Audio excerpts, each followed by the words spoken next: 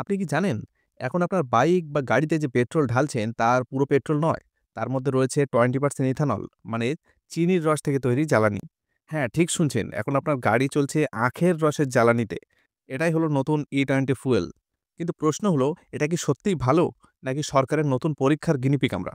E20 মানে হলো ৮০% petrol আর ২০% ethanol. Ethanol তৈরি হয় আখ, ভুট্টা, গম কিংবা চিনির কারখানার বর্জ্য থেকে। সরকার বলছে এতে তেল আমদানির উপর নির্ভরতা কমবে আর পরিবেশের ক্ষতিও কম হবে।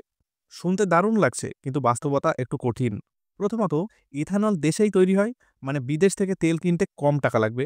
দ্বিতীয়ত, এটা পোড়ালে কম ধোঁয়া উৎপন্ন হয়, মানে পরিবেশের কম ক্ষতি হয়। আর তৃতীয়ত, কৃষকেরাও লাভবান হন, কারণ তাদের ফসলের বর্জ্য দিয়েই তো ইথানল তৈরি হয়। সরকার, কৃষক আর পরিবেশ তিনজনেই খুশি। কিন্তু সব গাড়ি E20 ফুয়েলের জন্য তৈরি নয়। পুরোনো গাড়ির ইঞ্জিনে এটা ক্ষতি করতে পারে। ইথানল জল টানে, ফলে ভিতরে মরচে পড়ে। রবারের পাইপ, ইনজেকশন সিস্টেম সব নষ্ট হতে পারে। আর বড় সমস্যা হলো মাইলেজ কমে যায়, কারণ ইথানলের এনার্জি কম। তাই গাড়ি বেশি ফুয়েল খায়, মানে পরিবেশ বাঁচলো ঠিকই, কিন্তু আপনার পকেট কাঁদলো। পশ্চিমবঙ্গে এখনো সব জায়গায় E20 ফুয়েল মেলে না। কলকাতা, বারাসাত, শিলিগুড়ি, দুর্গাপুর এই শহরগুলোতে কিছু পাম্পে মাত্র মেলে। আপনার গাড়ি যদি ২০১৮ সালের আগে তৈরি হয়, তাহলে E20 ফুয়েল নেবেন না। গাড়ি কোম্পানির ওয়েবসাইটে গিয়ে চেক করুন আপনার মডেল E20 কম্প্যাটেবল কিনা। তাহলে কি করবেন? নতুন গাড়ি কিনলে দেখুন সেটা E20 কম্প্যাটেবল কিনা। পুরোনো গাড়ি হলে সাধারণ E10 ফুয়েল ব্যবহার করুন।